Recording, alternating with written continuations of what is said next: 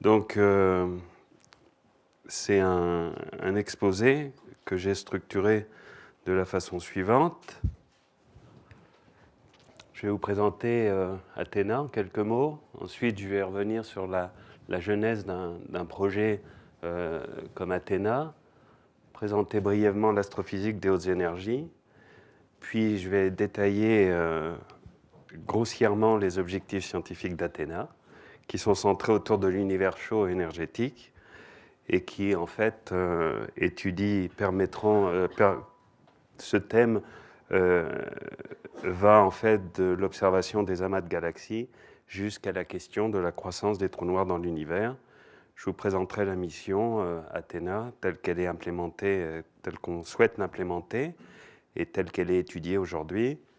La contribution française, très importante, et enfin je conclurai. Alors, tout d'abord, je dois dire que Athéna va faire énormément de sciences, il va faire beaucoup de choses pour nous, mais il ne va pas amener le beau temps tout de suite, et il faut être patient, et je vais vous expliquer pourquoi. Alors, Athéna, c'est un acronyme qui signifie Advanced Telescope for High Energy Astrophysics, donc c'est un observatoire spatial en rayons X qui couple un télescope X de grand diamètre et 2 instruments focaux, un instrument dédié à l'imagerie grand champ et un spectromètre. Ce sera un observatoire qui sera déployé dans l'espace et qui sera accessible à la communauté astronomique mondiale par l'intermédiaire de propositions d'observation qui, si elles sont retenues par les comités d'allocation du temps, seront effectuées et les résultats publiés par les proposants. Donc le thème scientifique qui unifie en fait tous les objectifs scientifiques qui sont couverts par Athéna, c'est l'univers chaud énergétique et j'y reviendrai par la suite. C'est une grande mission de l'Agence spatiale européenne et c'est la mission qui va succéder à XMM Newton en Europe. XMM Newton que vous avez ici, une vue artistique d'XMM Newton en orbite autour de la Terre. Et j'ose aussi dire que ce sera le successeur de la contrepartie américaine d'XMM Newton, qui est le satellite d'observation X de la NASA, qui est Chandra. Pourquoi j'ose le dire? C'est parce que Athéna est une collaboration internationale qui implique effectivement la NASA aux États-Unis et l'agence spatiale japonaise, la JAXA, pour le Japon. C'est une grande mission, à savoir que son coût à achèvement est à peu près de l'ordre de 1,5 milliard d'euros, dont 10% vont dans la poche du PI. Ce qui est confortable pour assurer mes arrières. Mais non, aucun euro n'ira dans ma poche, et je ne le demande pas. En revanche, cet argent va irriguer l'industrie spatiale européenne, le tissu local de PME, en particulier autour de Toulouse, et évidemment les laboratoires de recherche qui vont bénéficier de financement pour contribuer au développement de l'instrument, des instruments. Athéna ne serait pas possible sans le rôle prédominant de la France et de l'Agence spatiale française, le CNES. Et aujourd'hui, la contribution française est le spectromètre X, qu'on appelle XIFU, pour X-Ray Integral Field Unit, qui est sous leadership IRAP avec le CNES en maître d'œuvre. Les projets de grande envergure naissent dans le cerveau de brillants chercheurs dont je n'étais pas, parce que j'étais encore en postdoc aux États-Unis, lorsque la première idée d'un successeur d'XMM Newton apparaît dans la communauté. Elle apparaît en 1996. Et il faut savoir qu'en 1996, nous sommes dans la phase de livraison des instruments d'XMM Newton qui va être lancé en décembre 1999. 3 ans avant le lancement d'XMM, on pense déjà au successeur d'XMM. Le besoin d'un successeur d'XMM a été cependant identifié très tôt dans tous les exercices de prospective scientifique, et en particulier celui de l'ESA qui s'appelait Cosmic Vision 2015-2025, en fait, qui regroupait les souhaits de la communauté astronomique et astronomique européenne, de sorte à identifier les grands objectifs scientifiques à couvrir par les missions qui succéderaient, les missions telles qu'XMM Newton. Le montage d'un gros projet est sinueux, tortueux, et pour prendre un exemple, pour arriver à Athéna, il a fallu faire différentes propositions, dont la première, en fait, répondait directement à l'exercice de prospective Cosmic Vision, qui était une mission qui s'appelait XEUS, qui était une mission à leadership européen, et sur laquelle moi-même j'ai commencé à travailler au début des années 2000. Et c'était une mission qui était extrêmement ambitieuse, avec des performances scientifiques absolument impressionnante et qui impliquait aussi beaucoup d'aspects techniques, et en particulier au début des années 2000, le vol en formation, où vous avez 2 satellites qui volent en formation, permettait d'atteindre des longueurs focales très grandes et des résolutions qu'on pouvait coupler avec des résolutions angulaires très bonnes. Alors, la première incarnation de XEUS, c'est effectivement le vol en formation, et la focale était de 50 mètres. Et les 2 satellites étaient déjà 2 gros satellites. Bon. Et on avait étudié cette mission dans le cadre de l'utilisation de la Station spatiale internationale pour nous permettre d'assembler un plus grand miroir en utilisant le bras robotique de la Station spatiale pour rajouter des modules miroirs à un miroir qui serait envoyé auparavant dans l'espace. Tout ça pour dire que c'était une mission extrêmement ambitieuse. Et puis, elle était tellement ambitieuse que l'ESA, la NASA et la JAXA se sont dit pourquoi on n'essaie pas de regrouper nos efforts autour d'un observatoire international commun qui s'appelait IXO, et essayons d'unir nos efforts pour faire quelque chose de l'ambition de XEUS. Et on a étudié IXO entre 2007 et 2010, et au travers d'un consortium international dans lequel je participais, et pour lequel la France j'avais introduit dans la charge utile un instrument sous PI-Ship français. Et puis en 2010, IXO est soumis à un exercice de prospective américain et n'est pas suffisamment bien classé pour envisager un financement. Et donc l'ESA nous ordonne aux Européens de reconfigurer IXO en une mission européenne seule. Avec l'Europe uniquement, c'est Athéna L1 pour les missions larges, et 1 c'était pour la première des grandes missions, L de l'ESA, du programme Cosmic Vision, et on est alors en compétition avec une mission vers Jupiter qui s'appelle JUICE et une mission sur les ondes gravitationnelles qui s'appelle LISA. Et malheureusement, Athéna L1 n'est pas retenue. Et c'est JUICE qui est sélectionné, et donc on aura une mission qui ira une magnifique mission qui ira vers Jupiter. Et enfin, Athéna L2 est sélectionnée en une mission Europe dominée sous leadership européen en 2014.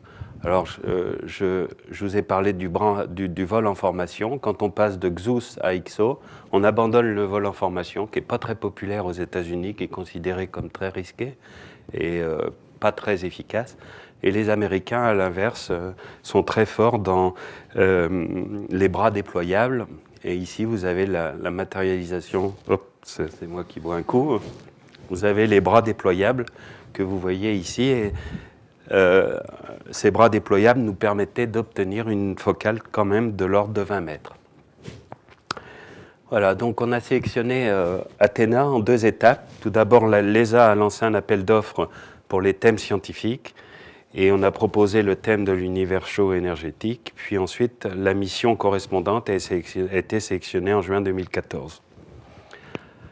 Athéna est la déesse de la sagesse, de la prudence, de la raison et de la stratégie, Et ce sont des ingrédients qu'il nous a fallu pour réussir, pour amener notre proposition à bout. Sagesse, prudence et raison, c'est parce qu'on a dû s'accommoder des contraintes techniques, programmatiques, financières pour rentrer notre mission dans l'enveloppe initiale prévue. Et stratégie parce que quand vous rentrez en compétition avec des grandes communautés, il en faut un petit peu. Donc la stratégie, nous, a été une stratégie d'union internationale et on a regroupé l'ensemble de la communauté des hautes énergies autour de notre proposition. Et on a fait travailler de consorts, 200 personnes sur le thème scientifique et sur la proposition de mission. Et on s'est assuré que les soutiens étaient plus larges que ceux de la communauté des hautes énergies. On a été chercher les soutiens dans toute la communauté. Et à la fin, on a terminé avec une proposition solide qui regroupait, qui avait le soutien d'un millier de chercheurs. La mission est actuellement en phase d'étude, de même que sa charge utile, en étude de faisabilité. Et le lancement est prévu aujourd'hui en août, le 17 août 2031 par Ariane 6. Ils vont réussir à faire que mes vacances de 2031 soient un petit peu gâchées, hein, je crois. Faut dire que quand on était lancé en 2028, on était lancé le 29 décembre et on leur a dit, là, c'est bon, vous ne pouvez pas trouver une autre date un peu plus sympa parce qu'envoyer les équipes à Kourou, certes, pour voir le lancement et préparer le lancement, c'est bien, mais ce n'était pas une date idéale. Ils nous ont dit, bon, on va faire un effort, on va vous lancer le 7 janvier 2029. Alors, on a dit, non, c'est pas terrible non plus. Donc là, on est en août 2031. Et en fait, vous voyez que c'est 35 ans après la genèse, la première idée qui circule dans la communauté. Donc si vous mettez, après ces 35 ans, 5 ans d'exploitation, ça fait 40 ans passés sur la mission. Si on va du début jusqu'à l'exploitation scientifique, et 40 ans, c'est quasiment la durée de vie d'un chercheur dans son activité professionnelle. Donc c'est les projets d'une vie. Alors bon, c'est quand même vivre, hein, parce que quand on est sélectionné, on fait des petites fêtes, on boit des bons coups, et quand le thème scientifique a été sélectionné, on a réuni les contributeurs principaux à l'IRAP et on a fait une belle fête où on s'est rappelé tous les bons moments qu'on a passés, tous les échecs qu'on a essuyés pour y arriver. Et puis quand la mission a été sélectionnée, c'était en juin 2014, j'étais dans l'avion, je rentrais de Montréal et arrivé à Roissy-Charles de Gaulle, un petit peu pas très bien dormi dans l'avion. J'ai appris la bonne nouvelle. Je suis quand même allé dans les salons d'Air France et j'ai bu un verre de champagne à 7 h du matin, pas très bien réveillé. Ça pique un peu, mais il faut savoir se faire des sacrifices pour la science, non? On y reviendra. L'astrophysique des hautes énergies, c'est une astrophysique spatiale, pour la simple raison que l'atmosphère de la Terre bloque ce rayonnement, pour le bien de l'humanité. Et c'est aussi l'astrophysique de l'extrême, qui implique des champs de gravité extrêmes, des champs magnétiques extrêmes, des températures de plasma extrêmes, des vitesses extrêmes, proches de la vitesse de la lumière, des densités supranucléaires. C'est aussi l'astrophysique des objets extrêmes, les trous noirs, les étoiles à neutrons, les amas de galaxies. Et c'est l'astrophysique aussi des processus extrêmes que sont l'explosion d'étoiles, l'accrétion, l'éjection de matière sur les trous noirs, la fusion d'objets compacts. C'est une discipline qui est en plein essor, mais qui est aussi une discipline relativement jeune, comparée à l'astronomie optique, par exemple. C'est le début des années 60 qu'on commence à envoyer des sondes dans l'espace et qu'on découvre que le ciel, des sources X sont brillantes à partir d'observatoires spatiaux. Et c'est vraiment les années 60 où la discipline démarre. Elle donnera d'ailleurs un prix Nobel à Riccardo Giacconi, qui a découvert la source X la plus brillante de notre galaxie, SCO X1. Mais c'est une science qui est très difficile. Bon, l'accès à l'espace, c'est forcément difficile, mais le problème de l'astrophysique spatiale en haute énergie, c'est que l'environnement radiatif, que ce soit tout ce qui provient du vent solaire, tout ça interagit de manière constante avec le satellite, avec la structure du satellite, et toutes les radiations, tous les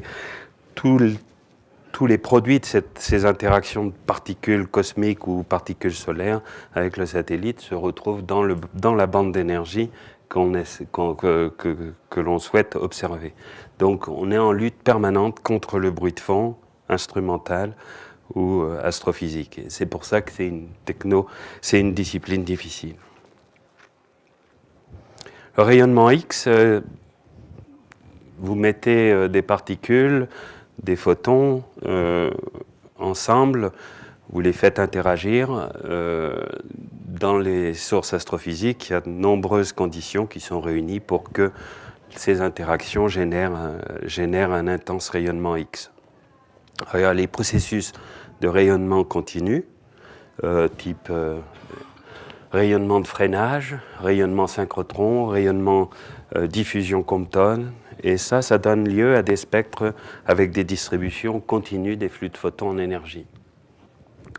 Moi, ce qui m'intéresse plus, alors ces spectres continus de photons sont intéressants, mais pour un spectromètre, on préfère des spectres un peu plus discrets, et on va s'intéresser avec notre instrument à l'interaction en fait entre les photons et les atomes et les ions par excitation et désexcitation. Donc, vous savez tous que les atomes sont constitués d'un noyau avec un cortège d'électrons répartis sur des orbites différentes et d'énergie très bien quantifiée. Et lorsque un photon interagit avec un atome, il peut bouger les électrons d'une couche d'énergie inférieure vers une couche d'énergie supérieure. Par un processus d'excitation, et cet état n'étant pas stable, lorsque l'électron revient sur la couche initiale, c'est accompagné de l'émission d'un photon, et cette absorption puis cette émission, suivant les conditions d'observation,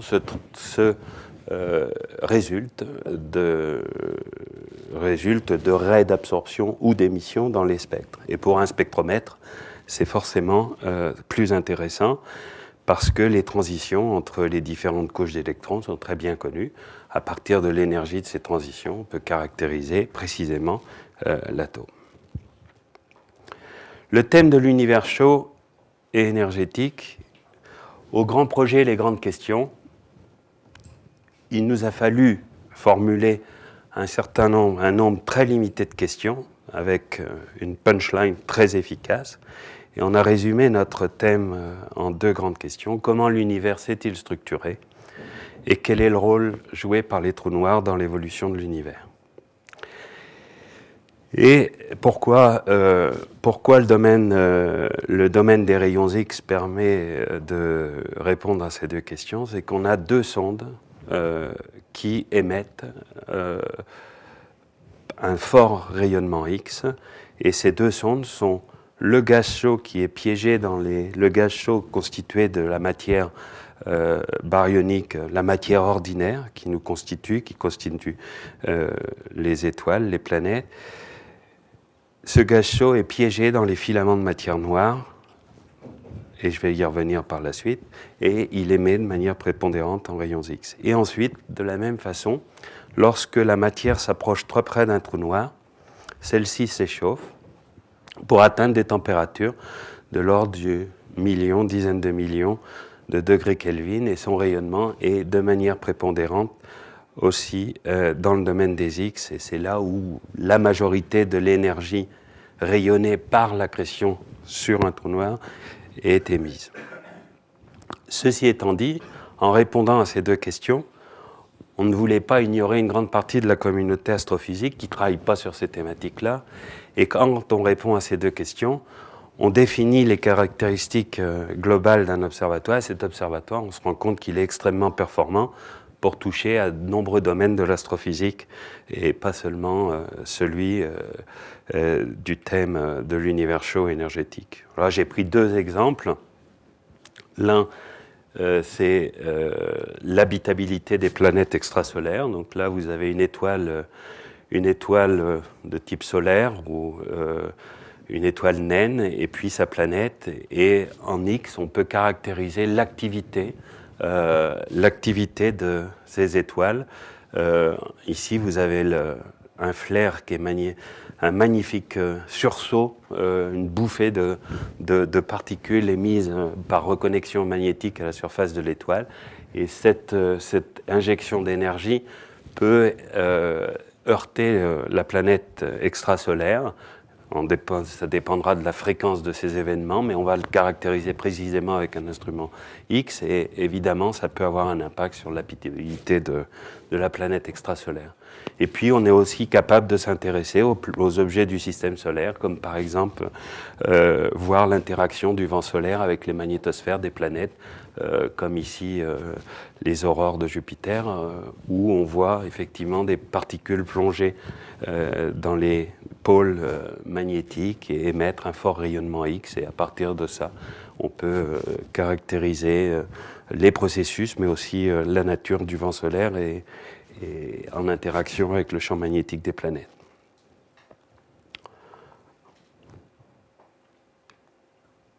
Aux grandes questions, les grands projets. Première grande question, comment l'univers s'est-il structuré? En fait, il s'est structuré à partir de la matière sombre, matière noire, qui est un des constituants majeurs de l'univers. Elle représente 80% de la masse de l'univers, mais sa nature aujourd'hui demeure une des grandes énigmes de l'astrophysique, et c'est un des objets de recherche les plus actifs pour essayer de mettre en évidence cette matière sombre. Alors, à très grande échelle, l'univers est structuré à une structure filamentaire, une sorte de une toile d'araignée cosmique, et qui trace les filaments de matière noire. Alors, ces filaments de matière noire, au tout début de l'univers, sont nés par des perturbations locales de densité de matière noire, puis l'univers prenant son expansion, ces filaments ont grossi au fil du temps, et aujourd'hui je vais vous montrer un film qui montre cette évolution. Alors, la matière ordinaire, la matière sombre, on ne la voit pas, mais par contre ce qu'on voit, c'est son effet sur la matière ordinaire, la matière baryonique ordinaire, les atomes, le gaz. Elle interagit de la même façon que la matière normale, par gravité, avec la matière ordinaire interagit par gravité avec la matière sombre. Et en fait, elle chute, la matière ordinaire chute dans les puits de potentiel gravitationnel de la matière sombre, et le long des filaments, on trouve les galaxies et les étoiles, et au nœud, au croisement des filaments, c'est là où on trouve les amas de galaxies, qui sont les plus grandes structures gravitationnelles liées que l'on trouve dans l'univers. Leur masse peut atteindre 10 puissance 15 fois la masse du Soleil. Alors ici, vous avez un relevé de galaxies. Chaque point de cette image est une galaxie, qui illustre bien le fait que les galaxies ne sont pas réparties uniformément, mais elles suivent bien une structure filamentaire, au nœud desquelles, dans certaines régions, vous voyez des condensations de galaxies, et c'est là où on trouve les amas de galaxies. Et ici, vous avez une magnifique image d'un amas de galaxies. Alors, un amas de galaxies, c'est typiquement entre 50 et 1000 galaxies, de la masse de notre Voie lactée jusqu'à des masses de dizaines de fois, voire une centaine de fois la masse de la Voie lactée. Alors ici, un petit film qui montre comment l'univers évolue. C'est un univers dynamique en expansion, et vous voyez les premiers filaments constitués dans l'univers, et vous avez en codage couleur la température de cette matière ordinaire qui chute dans les filaments de matière noire. Et vous voyez que progressivement, l'univers se réchauffe depuis quelques milliards d'années après le Big Bang jusqu'à aujourd'hui. Et voici en rose ces amas de galaxies et ce gaz chaud. Je vais le rejouer.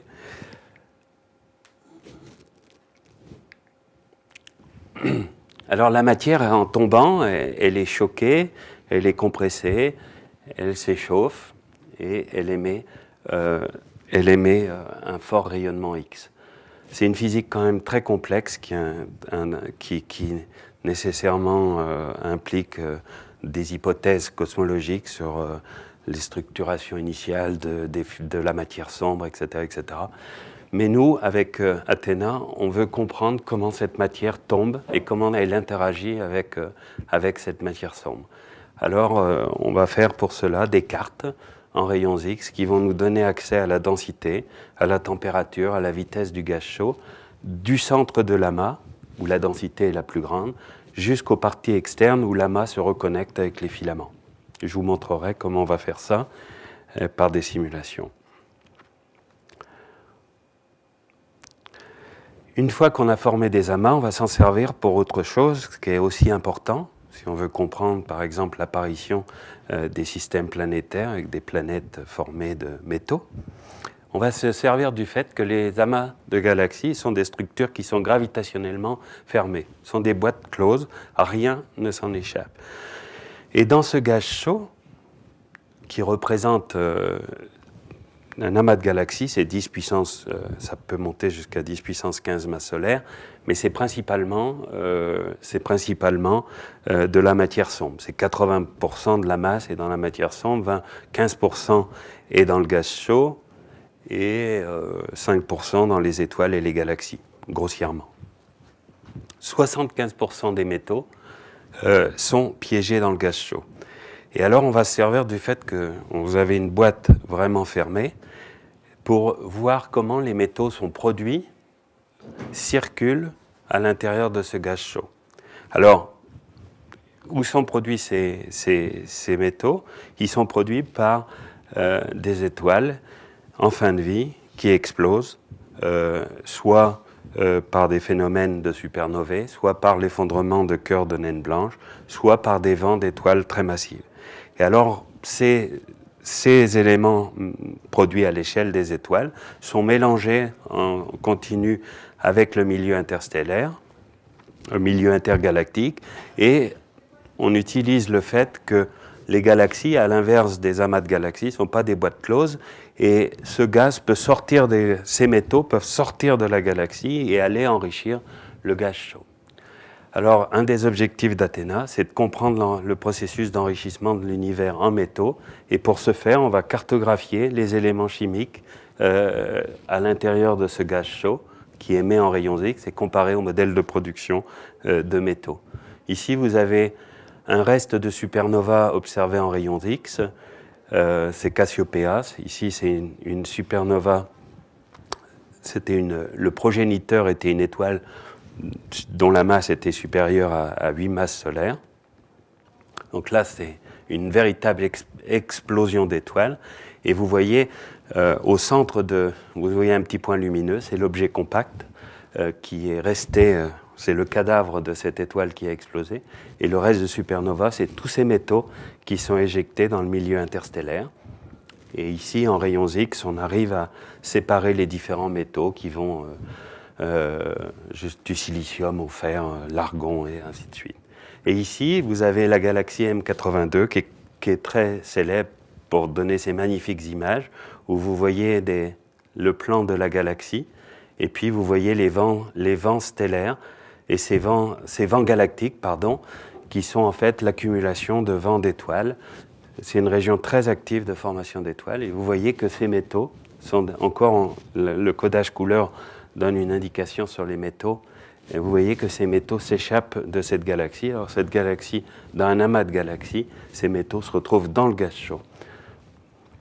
Je vous montrerai comment on fait avec le XIFU. Vous avez un amas de galaxies très massif, une boîte fermée. Vous pouvez voir comment la matière tombe dans cette boîte, interagit avec la matière sombre. Vous pouvez faire l'évolution chimique de l'univers, l'enrichissement chimique de l'univers en utilisant le fait que ce soit une boîte fermée. Mais au centre de ces amas de galaxies, vous avez des objets qu'on ne peut pas ignorer, qui sont les trous noirs. Chaque galaxie, à partir d'une certaine masse, au centre, possède un trou noir supermassif. Notre galaxie, qui n'est pas une galaxie très une très grosse, possède en son cœur un trou noir d'environ 3,5 millions de masses solaires. Et ces trous noirs ont cette particularité que dès que la matière s'en approche, elle est sous l'attraction gravitationnelle du trou noir, elle est accrétée, elle tombe sur le trou noir, et cette accrétion est généralement accompagnée de puissants jets de matière dont les vitesses peuvent atteindre la vitesse, quelques dizaines de pourcents de la vitesse de la lumière. Ce sont ce qu'on appelle les jets relativistes. En fait, ces trous noirs, ici vous avez une représentation artistique d'un trou noir avec son disque d'accrétion et puis ses jets. Alors ces jets sont capables d'extraire une quantité d'énergie incroyable, une quantité d'énergie astronomique du processus d'accrétion, et cette énergie doit être dissipée dans le gaz chaud de l'amas. Et en fait, le trou noir, je vais vous montrer, agit en fait comme un gigantesque mixeur cosmique. Et ce qu'on veut faire, c'est comprendre, avec Athéna, et pour la première fois on sera capable de le faire, comprendre les mécanismes d'interaction du trou noir avec l'amas de galaxies, comprendre comment l'énergie du trou noir est dissipée dans le gaz chaud. Et pour ce faire, pour cet objectif, il nous faudra cartographier ce gaz chaud en densité, température, vitesse, abondance métallique le long des jets, proche des cavités, etc., etc. Alors ici, vous avez une belle image réalisée qui couple une image en rayons X, en bleu, une image et une image en rouge, en radio. Alors ici, vous avez le gaz chaud est en bleu, et la radio trace en fait la trajectoire des jets dans lesquels la matière décélère, perd son énergie et émet un intense rayonnement radio. Et ce que vous voyez peut-être, d'ailleurs vous avez aussi l'image en visible où vous voyez juste les galaxies, vous ne voyez pas le gaz chaud invisible. Et ce que vous voyez peut-être, c'est des cavités, ce sont des cavités en haut et en bas, de part et d'autre du trou noir, le long de ces jets. Alors qu'est-ce qui se passe? C'est-à-dire qu'il y a une quantité d'énergie énorme générée par le trou noir qui est injectée dans le gaz chaud, qui brasse tout. Et les tailles de ces cavités sont typiquement de la taille d'une galaxie comme la nôtre. On est un trou noir sous l'action de ces jets capable de déplacer la Voie lactée sans aucun problème. Alors je vais vous montrer pourquoi c'est fascinant. C'est fascinant parce qu'il faut regarder ça, il faut regarder les échelles. Qu'est-ce que l'on compare? La taille d'une galaxie, c'est typiquement 10 puissance 18 km. Un facteur 10 près, c'est à peu près ce qu'il faut retenir. La taille d'un amas de galaxies, c'est 100 fois plus. C'est 10 puissance 20 km. La taille d'un trou noir, c'est à peu près 1 km par masse solaire. Les trous noirs les plus massifs que l'on trouve au centre des amas de galaxies, où il y a la galaxie la plus massive, 10 puissance 9 masse solaire, correspond à un trou noir de 10 puissance 9 km. Et en fait, quand vous regardez ces jets qui vont de part et d'autre de l'amas, il faut imaginer à la surface d'une tête d'épingle un mécanisme qui pourrait irradier une superficie correspondante à 100 000 terrains de foot. Ce qui veut dire quand même que ce qui se passe dans un endroit extrêmement petit a un impact sur une région extrêmement grande. Ça témoigne de la quantité d'énergie qui peut être générée par ces jets d'accrétion. Ici, un nouvel amas de galaxies où vous voyez le gaz chaud et les jets émis. Alors ici, un petit film pour vous montrer comment la foreuse cosmique fonctionne. Si vous avez un amas de galaxies vu par la tranche, vous allez avoir une accrétion subite sur le trou noir. Accrétion subite se plonge, beaucoup de matière tombe sur le trou noir. Immédiatement, création des jets, et ces jets expulsent le gaz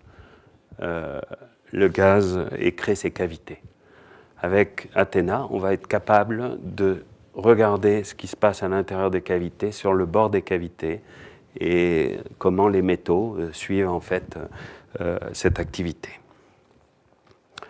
Je vous laisse vous voyez que la boîte fermée, en son centre, elle contient quand même des objets dont on ne peut ignorer l'existence, et ce qui complique un peu tout.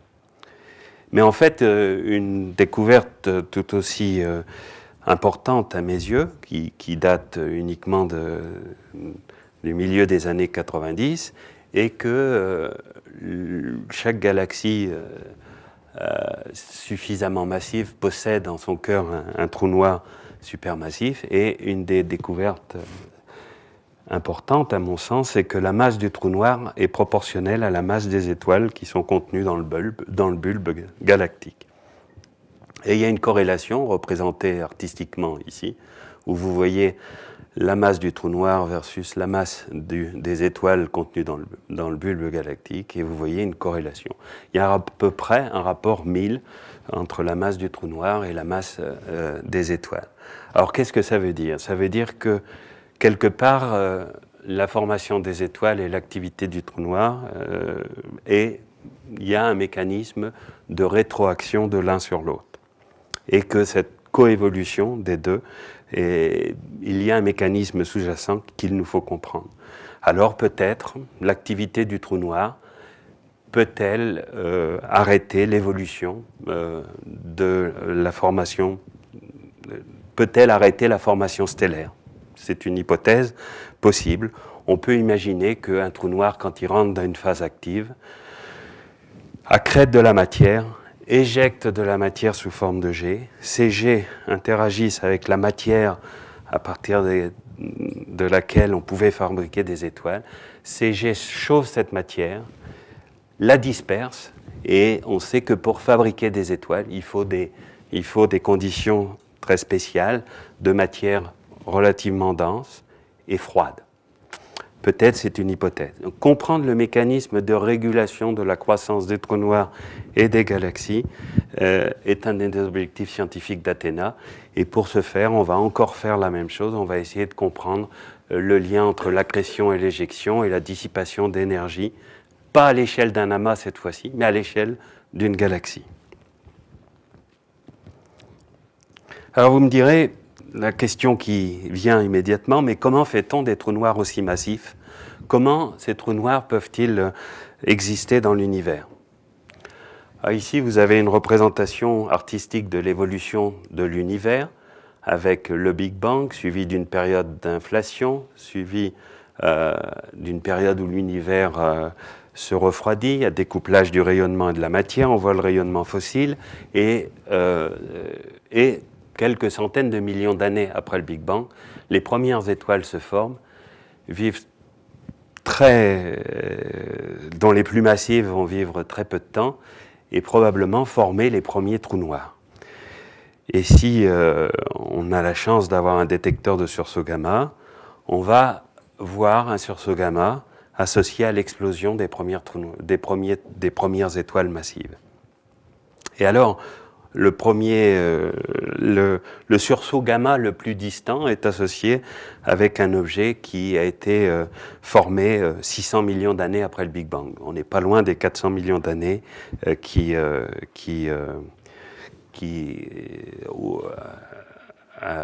date à laquelle les premières étoiles se forment. Alors en explosant cette étoile, cette étoile va irradier le milieu interstellaire qui est constitué à l'époque de gaz, pas très riche en métaux, parce qu'il n'y a pas eu assez de génération d'étoiles pour enrichir le gaz. Mais on veut quand même comprendre dans quelles conditions, dans quel milieu ces étoiles se sont formées. Alors en utilisant l'irradiation du milieu par le sursaut gamma, rappelez le phénomène d'absorption de la lumière par les atomes, on va pouvoir caractériser les différents atomes présents autour de l'étoile. Alors c'est important de le faire parce qu'on pense que les premiers trous noirs, qui sont résultent de l'explosion des premières étoiles, pourraient être les souches à partir desquelles on fabrique les trous noirs supermassifs. Donc on va faire ça avec Athéna et son Ixifu de façon je l'espère un peu de manière routinière, de sorte à pouvoir explorer différentes conditions de formation des premières étoiles. Bon, vous avez fait les souches avec les sources gamma dont on veut comprendre où ils sont formés. Et ensuite, il faut très vite fabriquer dans l'univers, quelques milliards d'années après le Big Bang, il faut fabriquer des trous noirs de ces souches dont je vous ai parlé. On pense qu'elles peuvent faire 100, 1000 masses solaires, mais en aucun cas elles font 10 puissance 9 masses solaires, 1 milliard de masses solaires, qui sont les trous noirs les plus massifs qu'on rencontre au cœur des galaxies. Alors il y a plusieurs scénarios de croissance des trous noirs.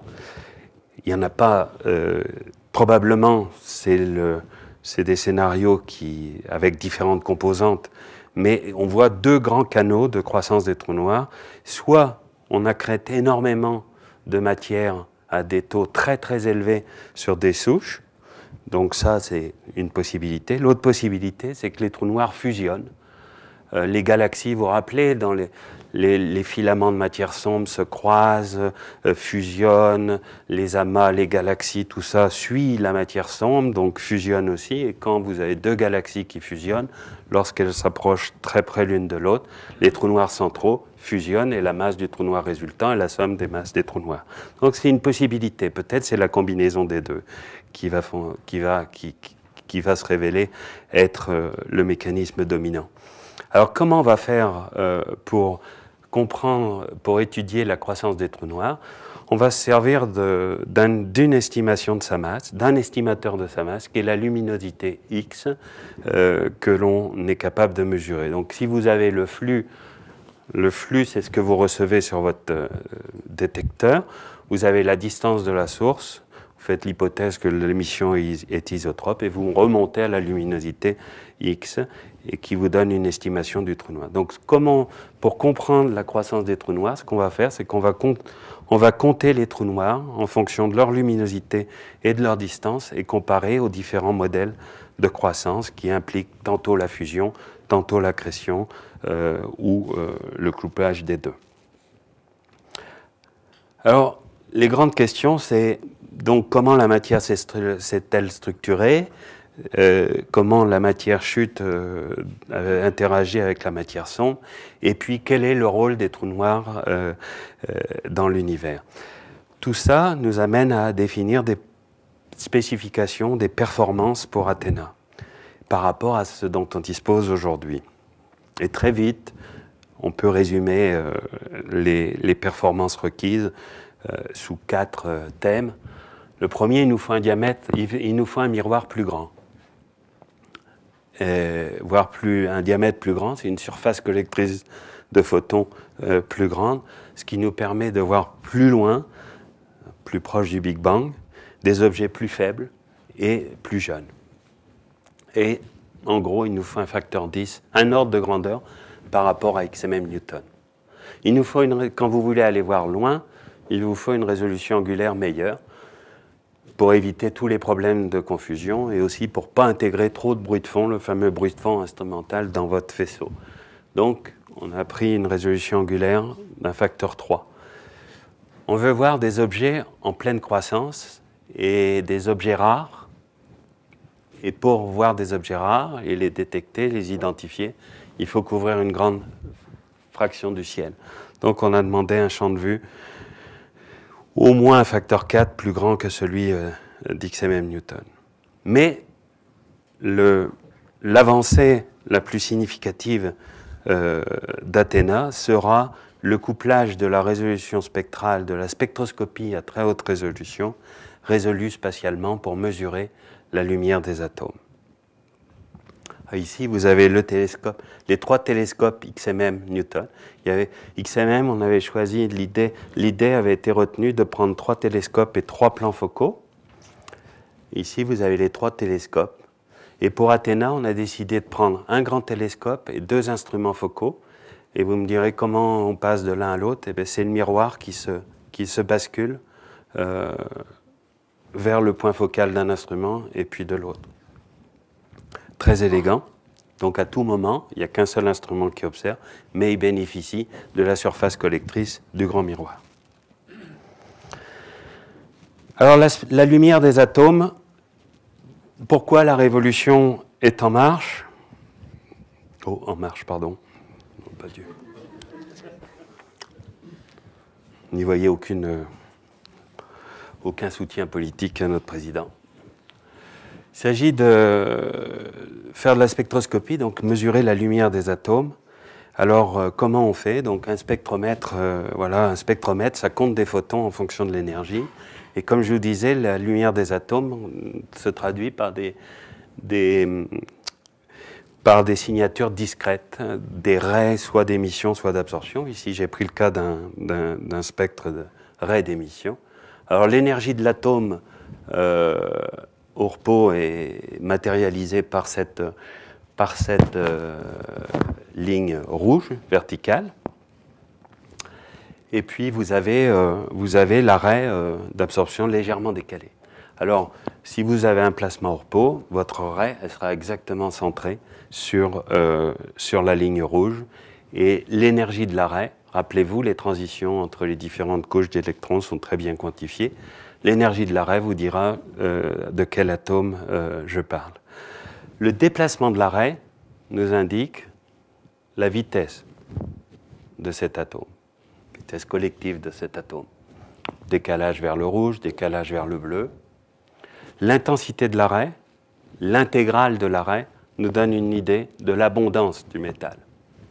Et sa largeur, qui est ici plus grande que la résolution intrinsèque de notre détecteur, matérialisée par la courbe noire continue, la résolution spectrale, ben, sa largeur nous donne une information sur la température du plasma ou son degré de turbulence. Alors évidemment, ce que vous voulez, c'est un spectromètre le plus précis possible, de sorte à distinguer le plus d'éléments possible et de mesurer le plus précisément ses abondances, son degré de turbulence et ainsi de suite, et sa température. Alors, j'ai pris le cas de deux raies qui sont très proches et qui seraient observées par un détecteur bien moins précis que celui représenté en bleu, la courbe rouge. Alors, vous voyez, vous avez deux raies, elles sont résolues avec l'instrument en bleu, mais avec l'instrument en rouge, elles ne sont pas résolues. Vous avez perdu énormément d'informations, en particulier la seconde raie a été absorbée par la première. Et donc, vous ne pouvez pas faire la même physique. Alors, je vais vous montrer ce qu'est un spectromètre à intégrale de champ. C'est un spectromètre pour lequel chaque pixel délivre un spectre de très haute qualité, de très haute résolution.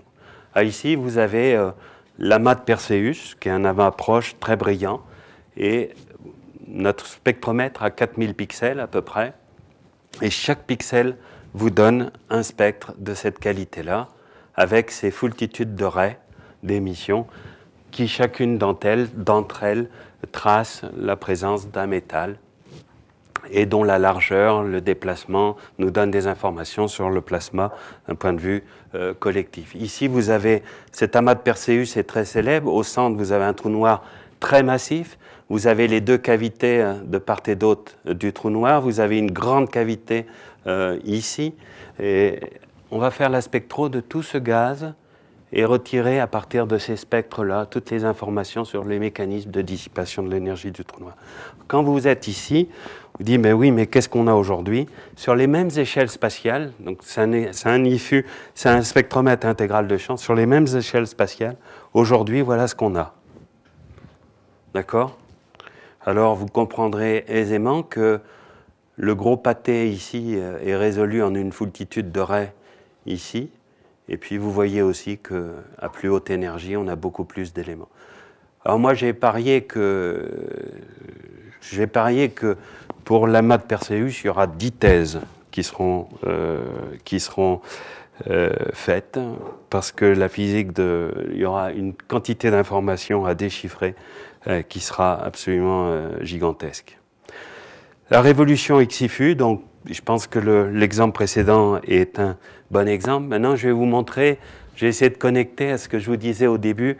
On veut mesurer les vitesses, mesurer les densités, mesurer les abondances. Alors ici, vous avez une simulation. Donc là, maintenant, ce qu'on fait, c'est des simulations. On part de simulations d'évolution des amas en prenant des prescriptions de la physique, de la cosmologie. Et on arrête la simulation à un instant T, et on dit à une distance donnée, disons, de nous, et on dit qu'est-ce que le XIFU pourrait voir. Donc ça, on a un doctorant de notre équipe, Eduardo Cucchetti, qui fait sa thèse sur ce sujet-là.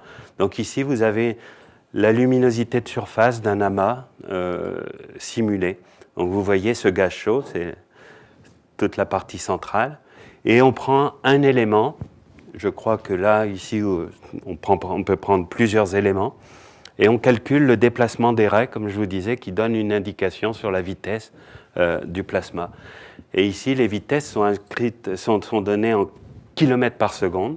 Et il y a des gradients à l'intérieur de ces amas qui peuvent aller jusqu'à plusieurs centaines de kilomètres par seconde. Donc vous avez des régions de l'amas, comme ici, où la vitesse atteint 400 km par seconde, qui vient vers nous. Et puis vous avez des régions de l'amas où la vitesse, le plasma s'échappe de nous avec des vitesses comparables. Donc l'idée, c'est de partir de ces simulations cosmologiques et de voir ce que le XIFU pourrait voir, de déconvoluer nos images, en particulier de tous les effets de projection sur la ligne de visée, et de voir si à partir des informations qu'on a, on retrouve les paramètres de la physique qui sont injectés dans les simulations. C'est l'objet de thèse. De la même façon, je vous disais, on est capable de cartographier la lumière des atomes, mesurer les abondances. Et ici, un exemple où c'est l'abondance du fer qui est représentée dans cette image avec un codage couleur tel que le fer est très abondant dans les régions jaunes et moins abondant dans les régions violettes. Vous voyez que le fer n'est pas réparti aussi de manière uniforme, qu'il y a des régions plus actives. On peut penser où sont des régions où il y a eu plus d'activité stellaire, plus d'explosions d'étoiles qui ont injecté plus de métaux dans le milieu interamas. Et donc, on va dire il y a trois contributeurs possibles. Il y a les supernovas effondrement de naines blanches, il y a les supernovas explosions d'étoiles massives, puis il y a les étoiles massives qui fabriquent des éléments plus légers. Et on va dire quelle est la fraction de ces trois canaux de production des métaux pour expliquer ces rapports d'abondance entre les différents métaux. C'est ce qu'on fait ici. C'est un petit peu complexe, mais vous pouvez voir que chaque canal de formation de métaux peut être contraint à partir de ce type d'observation. Donc là, on a une fenêtre sur l'enrichissement chimique de l'univers qui sera uniquement possible avec XIFU, et elle le sera. Et rappelez-vous, on peut relier ça à la présence de cavités, à la présence de jets de matière. On peut suivre un peu, on peut tracer vraiment l'évolution chimique à l'intérieur de l'amas, mais aussi en fonction de l'activité du trou noir central. Et puis, on a un deuxième instrument qui est tout aussi important, qui lui va faire la cartographie du ciel en rayons X pour aller chercher ces objets très faibles, très peu lumineux, ces premiers trous noirs qui sont en train de grossir, mais dont la masse est encore très faible, mais qui, dans l'univers local, se retrouveront être des trous noirs de milliards de masses solaires. Rappelez-vous, la luminosité X est proportionnelle à la masse. Donc il nous faut être capable d'aller voir des objets faiblement lumineux, les premiers au moment de leur enfance. Et ce sera ce qu'on va faire avec le XIFU, avec le WFI. Ici, vous avez une image profonde réalisée par l'instrument WFI, l'autre instrument d'Athéna, où chaque point lumineux, en fait, est un trou noir. Et vous avez aussi des régions beaucoup plus diffuses, qui sont des amas de galaxies, dont certains, en fait, vont servir de cible pour XIFU, pour des observations pointées de XIFU, parce qu'on veut aller voir la formation des premiers amas, des premiers groupes de galaxies, le plus tôt possible après le Big Bang. Alors on imagine qu'on va pouvoir encore regarder la dépendance de la métallicité, de l'enrichissement chimique en fonction de l'âge et de la distance. Donc voilà la science qui nous amène à définir donc la charge utile d'Athéna. Donc c'est un miroir X à incidence rasante qui utilise une technologie maîtrisée par l'ESA qui est à base de plaques silicium sur lesquelles les photons X arrivant à incidence rasante sont réfléchis et sont focalisés sur les plans focaux. On a deux instruments, un imageur grand champ réalisé sous leadership allemand, Paul Nandran et le PI. C'est un très grand champ pour les X, 40 minutes par 40 minutes, chaque pixel fait 1 seconde. La résolution spectrale n'est pas très bonne, c'est typique d'un détecteur type CCD, c'est 100 électronvolts. Et le XIFU, donc, qui est réalisé sous leadership français, qui est une matrice de microcalorimètres à base de détecteurs supraconducteurs qu'on appelle Transition Edge Sensors, qui sont refroidis pour être dans la zone de transition entre l'état normal et l'état supra, et on les refroidit à 100 millikelvin par une chaîne cryogénique multi-étagée avec des cryocouleurs mécaniques qui nous garantissent une durée de vie de mission suffisante. Je vais y revenir. Les modules, les miroirs ici sont assemblés sous forme de modules miroirs avec 2 segments, un segment paraboloïde et un segment hyperboloïde, de sorte à concentrer les X. Donc la réflexion s'effectue à l'intérieur le long de ces plaques. Ici, vous avez une idée du plan focal du WFI, et ici, la matrice hexagonale de 4000 TES, qui est la contribution américaine à XIFU, de la NASA à XIFU. Donc le XIFU est développé par un consortium instrumental sous leadership français, avec 2 contributeurs majeurs que sont la Hollande et l'Italie. À ceci s'ajoutent plusieurs États membres, dont l'Espagne, la Suisse, la Belgique, l'Allemagne, la Finlande, la Pologne, la République tchèque et l'Irlande. Et on a aussi 2 contributeurs internationaux majeurs que sont les États-Unis et le Japon, qui sont actuellement impliqués dans une mission qui sera une mission précurseur d'Athéna, qui s'appelle XARM. Et ce sont les mêmes équipes qui sont sur XARM, qui sont sur XIFU, donc ce qui nous permet aussi de faire un transfert de connaissances et d'expertise vers notre développement. Le XIFU est une maîtrise d'œuvre de l'Agence spatiale française, le CNES, ici à côté. On a un plan de développement de démonstration technologique sans S sur 4 ans, et notre instrument doit être développé sous 10 ans et à partir de 2020. Ici, vous avez une idée de la taille du consortium. En mars 2018, nous étions plus de 150 lors du consortium Meeting Number 7, et on pense que l'équipe va grossir jusqu'à atteindre à peu près 300-400 personnes au pic, au moment où on devra livrer l'instrument à l'Agence spatiale européenne. Satellite Athéna, les caractéristiques principales, c'est un gros satellite, longueur focale 12 mètres. 12 mètres de focale, ce qui signifie un satellite d'une hauteur de 15 mètres, ce qui est le maximum qu'on peut loger dans une coiffe type Ariane 5 et Ariane 6. Le satellite fait 7 tonnes, le XIFU c'est l'instrument principal, il fait plus d'1 tonne. Ici vous avez le satellite, donc le miroir est en bas, près de l'interface lanceur. Et le module charge utile est ici, le XIFU est en bleu et l'autre instrument est en jaune. La focale est donc de 12 mètres. Il nous faut une puissance pour faire tourner nos instruments de l'ordre de 7 kW. La durée de vie de mission est de 4 ans, extensible à 10 ans.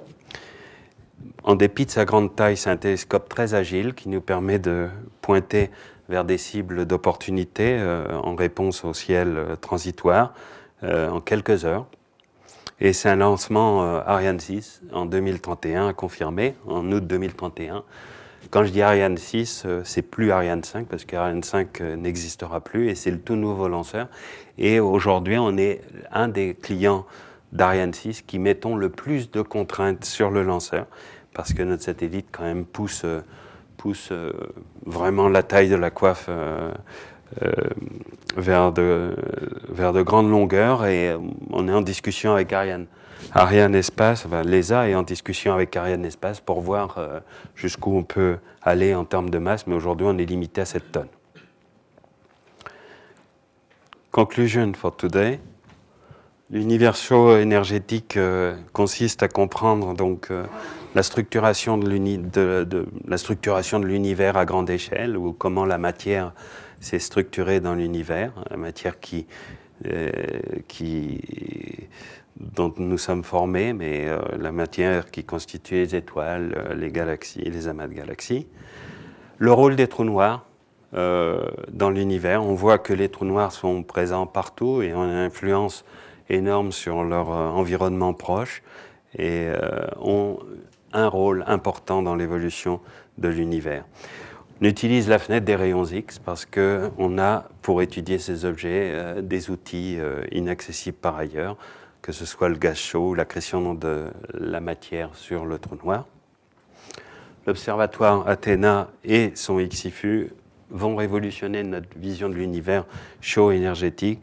Je pense que le XIFU, l'espace de découverte du XIFU, moi-même, je pense qu'on ne l'a pas encore complètement appréhendé, mais je pense que l'ouverture de la spectroscopie fine à très haute résolution, bien meilleure que tout ce qui s'est fait jusque-là, résolu spatialement sur des échelles de quelques secondes d'arc, va amener des résultats très importants.